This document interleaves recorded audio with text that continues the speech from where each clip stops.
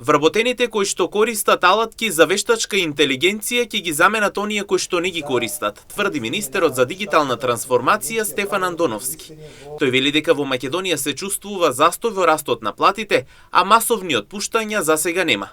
Потенцира дека главна улога овде ја имаат универзитетите, кои ќе мора да ги обучуваат студентите за АИ алатки, за да бидат конкурентни веднаш по дипломирањето. Најверојатно вработените кои што користат алатки за вештачка интелигенција ќе ги заменат оние кои што нема да користат алатки за вештачка интелигенција, а не очекувам дека вештачката интелигенција сама по себе ќе ги направи работните места непотребни за јавната администрација, барем не во наредниот, да речеме, среднорочен период.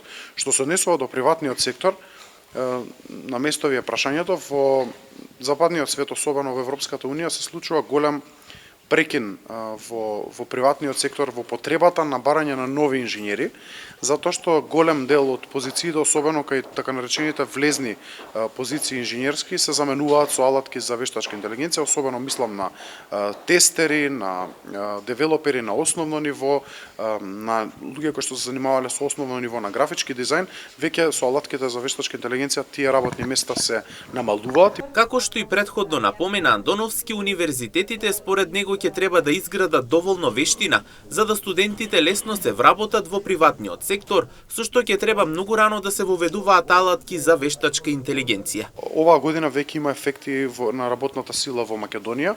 Не сме виделе голем број на отпуштања, но гледам еден застој во смисла на раст на плати. Знаеме како растеа брзо платите во изминатиот период во овој сектор и во смисла на побарување на нови вработени практиканти и така натаму. Тука улогата на факултетите на универзитетите ќе биде уште позначајна, затоа што ќе треба да изградат и вештина доволна да луѓето кои што студентите кои што дипломираат лесно се вработат во приватниот сектор и ќе мора многу рано да воведуваат алатки за вештачка интелигенција за да ги подготвиме студентите денот кога заминуваат од универзитетот веќе да ги имаат во употреба сите овие алатки за да може да бидат конкурентни на пазарот на труд. Но е еден предизвик кој што ќе се случува на наредниот период. Иако вештачката интелигенција во светот влијае врз работната сила, сепак во Македонија нема голем пат.